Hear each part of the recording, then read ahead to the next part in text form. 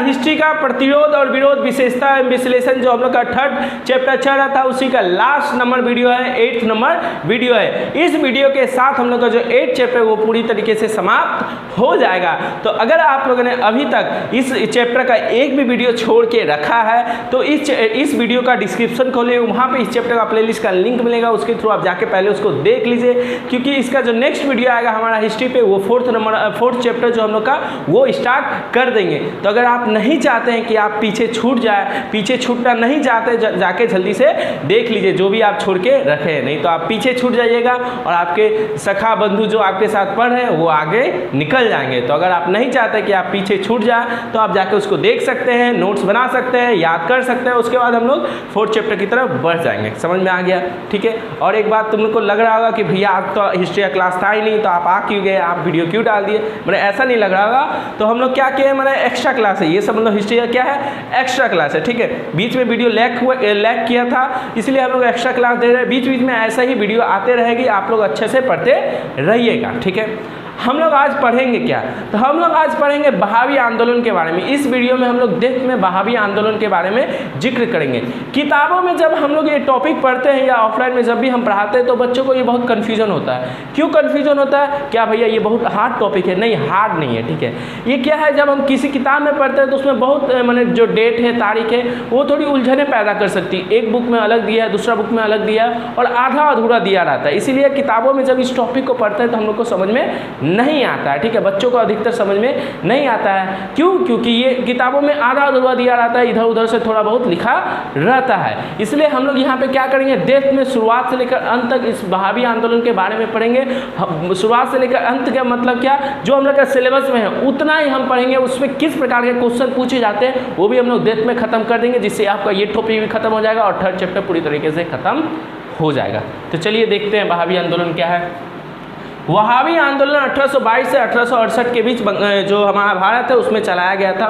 तो किसी जो किताब है उसमें अलग अलग डेट दिया रहता है। ठीक है, तो घबराने की बात नहीं, आप इतना लिखिएगा आपका सही है। 1822 से 1868 के मध्य हमारे भारत में वहाबी आंदोलन चलाया गया था। इसी आंदोलन को, वहाबी आंदोलन को वली उल्लाद आंदोलन भी कहते हैं। तो पूछ सकता है वली उल्लाद आंदोलन किसे कहते हैं, तो वहाबी आंदोलन को ही वली उल्लाद आंदोलन भी कहते हैं। इन चीज़ों को याद रखिएगा। ठीक है, यहाँ पे हम पॉइंट वाइज लिखाएं क्योंकि यहाँ से पॉइंट वाइज MCQ क्वेश्चन पूछ सकते हैं और जो मेन क्वेश्चन होगा बड़ा वाला क्वेश्चन वो भी आपको अभी लिखाएंगे। ठीक है, वहाबी आंदोलन की शुरुआत अरब देश में अब्दुल वहाब के द्वारा इस्लाम धर्म में सुधार के लिए की गई थी। ठीक है, जो बहावी आंदोलन एक्चुअली में हमारे देश में इसकी शुरुआत नहीं हुई थी। इसकी शुरुआत जो अरब देश है, ठीक है, जहाँ पे जो इस्लाम धर्म है, इस्लाम धर्म से संबंधित जो सबसे पवित्र स्थान है, शहर है, ठीक है, मक्का। ठीक है, जो अरब देश है वहाँ पे क्या है, मक्का, जो इस्लाम धर्म का सबसे पवित्र स्थान है। ठीक है, उसी देश का हम यहाँ बात कर रहे हैं। उसी देश में बहावी आंदोलन की शुरुआत हुई थी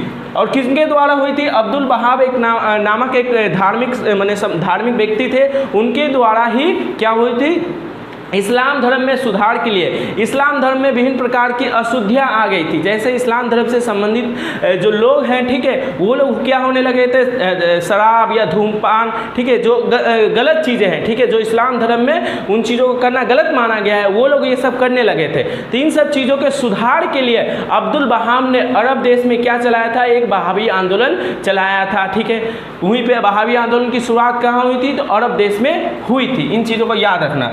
किस धर्म से, बहावी आंदोलन का जो आंदोलन है उसका जो रिलेशन है, संबंध किस धर्म से है, तो इस्लाम धर्म से। इन चीज़ों को भी याद रखना। ठीक है, अब्दुल वहाब के अनुयायी को वहाबी कहा जाता है। वहाबी लोग किन्हें कहते हैं, वहाबी किन्हें कहेंगे, जो अब्दुल वहाब जो है उनकी बातों को जो मानेंगे, उनकी आज्ञा का जो पालन करेंगे, ठीक है, उन्हीं को हम क्या बोलेंगे, वहाबी। अनुयायी मतलब जो उनकी आज्ञा का पालन करते हैं, उनकी बातों को मानते हैं, ठीक है, उन्हीं को क्या कहते हैं, वहाबी। ठीक है, जब भारत के सैयद अहमद बरेलवी, ठीक है, याद रखना इस नाम को, सैयद अहमद बरेलवी मक्का गए, मतलब अरब देश गए। ठीक है, मक्का कहाँ पे है, मक्का इस्लाम धर्म से संबंधित सबसे पवित्र स्थान है, पवित्र शहर है। ठीक है, वो कहाँ है, अरब में है। ठीक है, तो ये सैयद अहमद बरेलवी कहाँ गए थे, मक्का गए थे, मतलब अरब गए थे। तो वहाँ उनकी मित्रता मतलब दोस्ती अब्दुल वहाब से हुई। अब्दुल वहाब कौन, जो अब अरब देश में क्या आंदोलन चला रहे थे, वहाबी आंदोलन चला रहे थे। किस लिए चला रहे थे, इस्लाम धर्म में जो अशुद्धियाँ आ गई थी, ठीक है, लोग धूमपान शराब इत्यादि का सेवन करने लगे थे, इन्हीं चीज़ों के सुधार के लिए वो लोग आंदोलन चलाए थे। तो उनकी मित्रता अब्दुल वहाब से हुई और उनसे प्रभावित होकर उन्हें भी भारत में वहाबी आंदोलन की शुरुआत की। ये देखे सैयद अहमद बरेलवी, हम कहानी बताई, यहाँ इतना लिखाएंगे नहीं क्योंकि तुमको उतना पूछेगा नहीं, ठीक है, लेकिन जब हम बता देते हैं मुँह से भी बता देते हैं, ठीक है, जो तुम याद रखना, ठीक है। सैयद अहमद बरेलवी जब मक्का गए यानी अरब गए, ठीक है, तो वहाँ पे उनकी मित्रता मुलाकात किससे हुई? अब्दुल वहाब से। अब्दुल वहाब वहाँ पे धर्म से, इस्लाम धर्म से संबंधित विभिन्न प्रकार के कार्य कर रहे थे, जो इस्लाम धर्म को, इस्लाम धर्म में जो आई अशुद्धि थी, गलतियाँ थी, उसको सुधार के लिए। तो उन सब चीज़ों को देखकर जो सैयद अहमद बरेलवी थे वो बहुत प्रभावित हुए कि जो अब्दुल वहाब है वो किस प्रकार से इस्लाम धर्म में शुद्धि कर रहे हैं, ठीक है, इस्लाम धर्म में जो अशुद्धि आई है उसको हटा रहे हैं। उन सब चीज़ों से प्रभावित होकर सैयद अहमद बरेलवी भारत आए। वो कहाँ कहते हैं? भारत आए। और भारत में भी उन्होंने किस आंदोलन को चलाया? भारत में भी उन्होंने बहावी आंदोलन को चलाया। सेम नाम से उन्होंने क्या किया? यहाँ पे बहावी आंदोलन को चलाया। तो बहावी आंदोलन भारत में किन्होंने चलाया था? सैयद अहमद बरेलवी ने बहावी आंदोलन को चलाया था। अब इनका मकसद क्या था? बहावी आंदोलन यहाँ पे छेड़ दिया, यहाँ पे शुरू कर दिया, लेकिन इनका मकसद क्या था? सैयद अहमद बरेलवी का भारत में बहावी आंदोलन को शुरुआत करने का मकसद क्या था? उद्देश्य क्या था? तो देखिए, इस्लाम धर्म में आई अशुद्धियों को दूर करना। इस्लाम धर्म में आई अशुद्धियों को दूर करना। इस्लाम धर्म में अशुद्धियाँ क्या आई थी? वही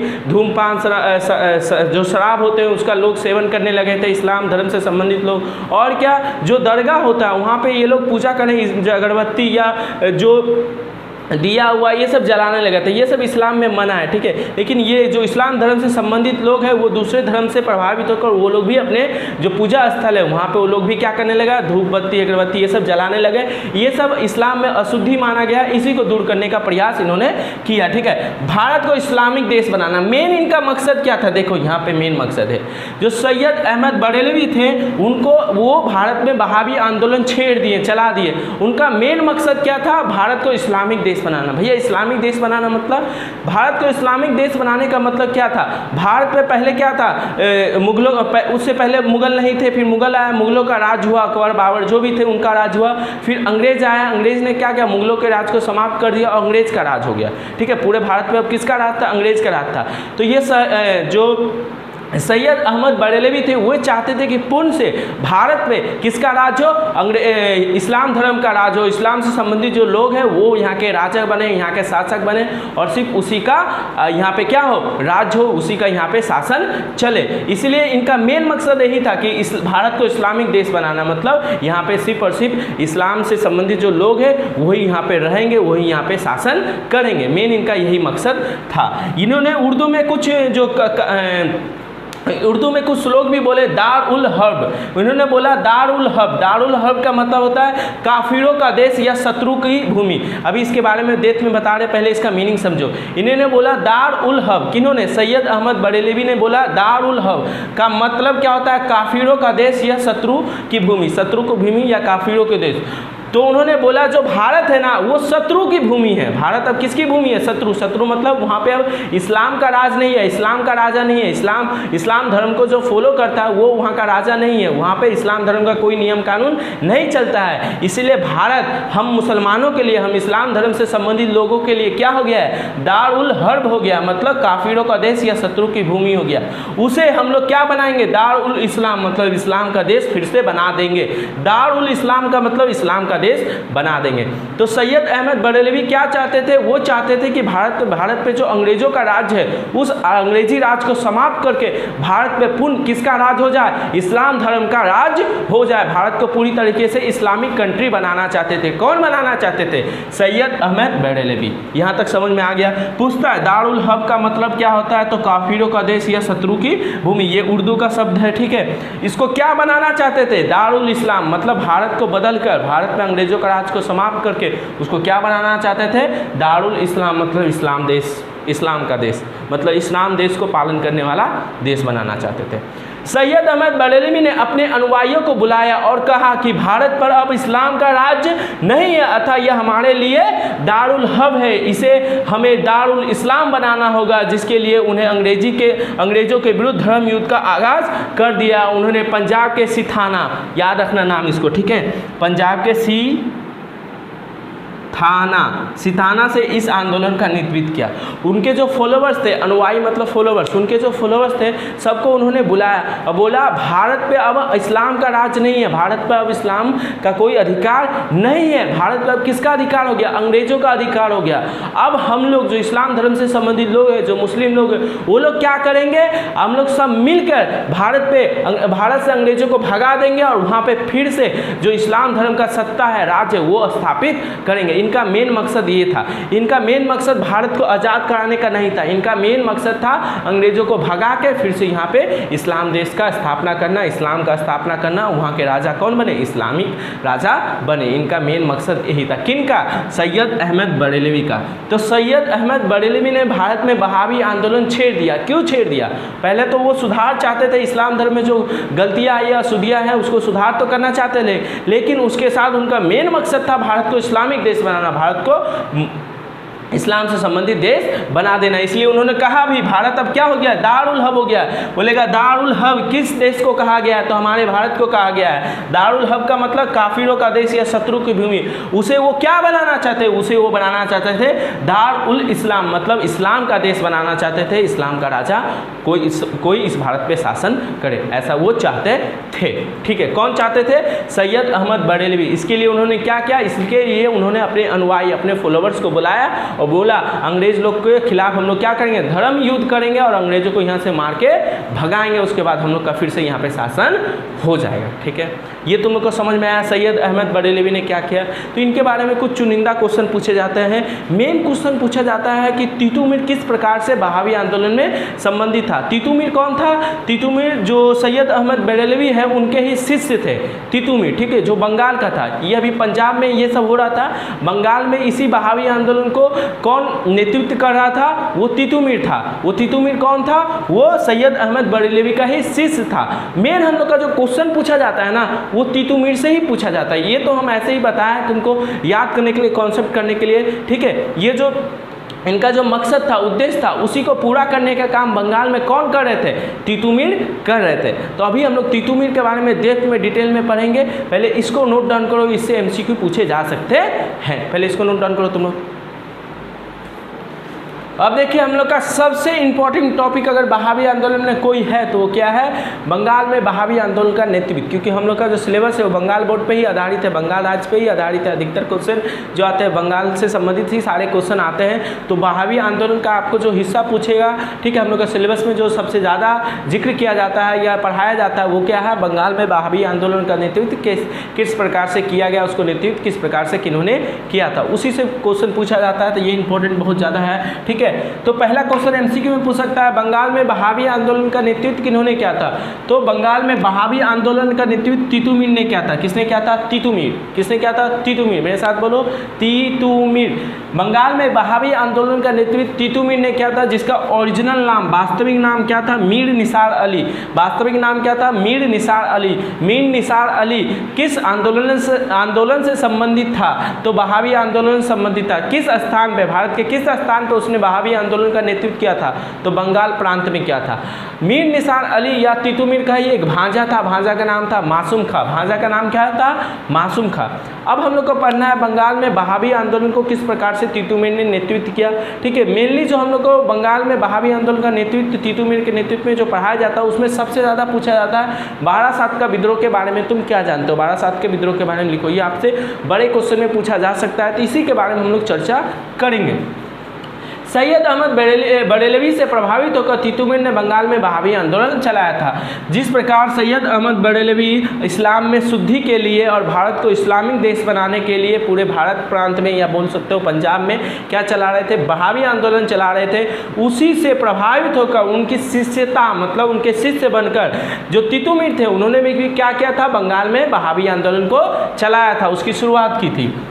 इस्लाम में आए अशुद्धियों के प्रति जब वह लोगों को जागरूक करने के लिए गरीब किसानों और मजदूरों, क्या लिखा है, मजदूरों के संपर्क में आया तो आए तो उसने देखा कि यहाँ के किसानों और मजदूरों को यहाँ के जमींदार मनमानी कर लगाकर लूट रहे हैं। जब अब देखो, अब तुमको आम आदमी को समझाना है, ठीक है, इस्लाम में जो अशुद्धि आई किन के कारण आया, हम लोग आदमी के कारण आया, ठीक है। तो वो लोगों को जब समझाने जाते थे, गरीब किसान या मजदूर से मिलते थे कि ये शराब मत करो, धूमपान मत पियो, इस प्रकार से पूजा मत करो, ये सब चीज़ें जब उनको समझाने जाते थे गरीब किसानों और मजदूरों के पास, वो देखते थे कि गरीब किसानों और मजदूरों पर विभिन्न प्रकार के जुल्म हो रहे हैं, अत्याचार हो रहे हैं, और वो किनके द्वारा हो रहे हैं, वहाँ पे रहने वाले जमींदारों के द्वारा हो रहे हैं। इन सब चीज़ों को किन्होंने देखा, इन सब चीज़ों को तितुमीर ने या मीर निसार अली ने देखा, ठीक है, जिससे असंतुष्ट होकर तितुमीर ने जमींदारों और अंग्रेजों के विरुद्ध विद्रोह कर दिया। इन सब चीज़ों को देखकर तितुमीर ने देखा यहाँ पे गरीब किसानों मजदूरों पर विभिन्न प्रकार के अत्याचार हो रहा है, मनमानी कर लगा के ये लोग क्या कर रहे हैं, उसको लूट रहे हैं गरीब किसानों का। इन सब चीज़ों को देखकर उनका मन पसीज गया, बहुत दुख हुआ अंदर से, ठीक है। और उन्होंने क्या कर दिया, किसानों और मजदूरों का साथ देने के लिए उन्होंने अंग्रेजों और जमींदारों के खिलाफ क्या कर दिया, विद्रोह कर दिया। किसानों का उसे संपूर्ण साथ मिला, वह उनका मसीहा हो गया। अब किसानों के लिए, मजदूरों के लिए ये लड़ने लगे तो किसानों ने भी इनका भरपूर साथ दिया। किनका, मीर निसार अली या तितुमीर का, और उनको अपना मसीहा मान लिया। किनको अपना मसीहा मान लिया, मीर निसार अली को। कहाँ के किसानों ने, बंगाल के किसानों ने। क्यों, क्योंकि ये बंगाल के किसानों के लिए जमींदारों और अंग्रेजों से लड़ रहे थे। उनसे समर्थकों की संख्या बढ़ने लगी, उनके समर्थकों की संख्या बढ़ने लगी, ठीक है। यहाँ उनके होगा, उनके समर्थकों की संख्या बढ़ने लगी। उसी समय फकीर मिस्किन खां के सहयोगी ने भी तितुमीर का साथ दिया, ठीक है। क्या हुआ, जब तितुमीर ने गरीब किसानों की मदद करने लगी तो इसके जो अधिकतर किसान थे वो क्या करने लगे, तितुमीर का साथ देने लगे। तो इसके समर्थक, सपोर्टर की संख्या धीरे धीरे क्या हुई, बढ़ने लगे। उसी समय एक था फकीर मिस्किन खां, ये भी बहुत अच्छा आदमी था, ठीक है। इसके भी बहुत सारे सहयोगी थे। इन्होंने देखा कि जो तितुमीर है वो गरीब किसानों मजदूरों के लिए अच्छा काम कर रहा है, तो इन्होंने अपने सहयोगी, अपने सपोर्टर को भेजा, अपने लोगों को भेजा तितुमीर की मदद करने के लिए, जिससे उसकी शक्ति और बढ़ गई। उसकी शक्ति, किसकी शक्ति, तितुमीर की शक्ति। क्यों, क्योंकि उससे अधिक लोग क्या हो रहे थे, जुड़ रहे थे। अधिक से अधिक लोग जुड़ेंगे तो उसकी शक्ति क्या होगी, बढ़ती जाएगी। और उसने अपने समर्थकों की मदद से गोबरडांगा में अंग्रेजी सेना को परास्त कर दिया। अंग्रेजी सेना को उसने क्या कर दिया, गोबरडांगा में परास्त कर दिया। मतलब तितुमीर ने क्या कहता, अंग्रेजों के विरुद्ध क्या कर दिया था, विद्रोह कर दिया था। गोबरडांगा जो एक बंगाल में स्थान है, ठीक है। और वहाँ पे तितुमीर के उस समय इतने समर्थक थे, जो फकीर मिस्किन खां थे उसके भी समर्थक तितुमीर के साथ जुड़ गए थे, और गरीब किसान मजदूर ये सब भी तितुमीर के साथ जुड़ गए थे, ठीक है। और बहावी आंदोलन से जो संबंधित लोग थे वो भी तितुमीर के साथ जुड़े हुए थे। इन लोगों का इतना सपोर्ट मिला कि उस समय तितुमीर ने क्या किया, गोबरडांगा जो जगह है वहाँ पर जो अंग्रेजी सेना उसको परास्त कर दिया। सोचो, अंग्रेजी सेना को क्या कर दिया, परास्त कर दिया, हरा दिया, ठीक है। इससे अब उसकी शक्ति और बढ़ गई होगी, उसका जो हौसला है, उसका जो साहस है और बढ़ गया होगा। तुम भी सोचो, अंग्रेजों का पूरे भारत में राज है, इसने क्या किया, अंग्रेजों को ही हरा दिया एक छोटे से क्षेत्र में। तो इसकी जो साहस है, क्षमता है और बढ़ गई, ठीक है। उसने बारासात के नारकेल वेड़िया, याद रखना यहाँ क्या लिखा, उसने किसने, तितुमीर ने बारासात के नारकेल वेड़िया में बांस से निर्मित एक किला बनाकर अल्लाह के नाम पर अपने राज की घोषणा कर दी। अब इसका जो साहस था सातवें आसमान पे था। सातवें आसमान बोलने का मतलब क्या था, ये अंग्रेजी सेना को हरा चुका था, अब अंग्रेजी सेना को प्राप्त कर चुका था, तो इसका साहस, हिम्मत सब कुछ बढ़ गया था। इसने क्या किया था, बंगाल में एक बारासात बोल के एक जगह है, तुम लोग सुना होगा, ठीक है। वहाँ के नारकेल वेलिया एक जगह है, ठीक है। वहाँ पे इसने क्या किया था, वहाँ पे अपना बांस से बना दिया, एक किला बना दिया, किला महल टाइप का बना दिया, लेकिन मिट्टी और बांस से बना दिया। और अल्लाह के नाम पर इसने क्या कर दिया, अपने राज की घोषणा कर दिया, अपने आप को बादशाह घोषित कर दिया। बोला अब इस पूरे प्रांत में मेरा राज चलेगा। किसने, तितुमीर ने। क्या, उसने अपने आप को बादशाह मतलब राजा घोषित कर दिया और अपने भांजे को अपना सेनापति बना दिया। इसने क्या किया था, मैंने बांस से निर्मित, बांस, मिट्टी, घास फूस से एक किला बना दिया। राजा का जो महल होता है उसी का डुप्लीकेट लकड़ी या बांस का बना दिया, ठीक है। और वहाँ पे जाकर वो बोलता है, किला से चढ़ के बोलता है कि अब मैं यहाँ का बादशाह हूँ, मैं यहाँ का राजा हूँ, अब पूरे यहाँ पे जो प्रांत है, क्षेत्र, उस पर मेरा ही राज चलेगा। नदिया के जमींदार कृष्णदेव राय, इसको याद रखना। नदिया जो बंगाल में नदिया जिला है, ठीक है, वहाँ का एक जमींदार था, वो कौन था? कृष्णदेव राय। नदिया के जमींदार कृष्णदेव राय वहाँ के किसानों पर बहुत अत्याचार करते थे। तीतुमीर ने कृष्णदेव राय पर हमला कर दिया, ठीक है। नदिया जो जिला है, वहाँ के एक जमींदार थे, वो कौन थे? कृष्णदेव राय। वो वहाँ के किसान, जो वहाँ पे किसान मजदूर रहते थे, उसमें विभिन्न प्रकार के जुल्म करते थे, मनमानी कर वसूलते थे, मारते थे, पीटते थे। ये सब चीज़ों को देखकर तीतुमीर ने क्या किया? उसके खिलाफ, किसके खिलाफ? कृष्णदेव राय के खिलाफ क्या कर दिया? विद्रोह कर दिया, उस पर हमला कर दिया। अंग्रेजी सेना कृष्णदेव राय की सहायता करने को आ गए, ठीक है। अब अंग्रेज किसका साथ देगा? जमींदार लोग का साथ देगा, ठीक है। तो अंग्रेज लोग किसकी सहायता करने के आ गए? कृष्णदेव राय को बचाने के लिए आ गए। तीतुमीर ने अंग्रेजी सेना के खिलाफ अपने विरुद्ध अपने प्राचीन हथियार, तीर, धनुष, तलवार, भाला से अपने किले से युद्ध करने लगे, ठीक है।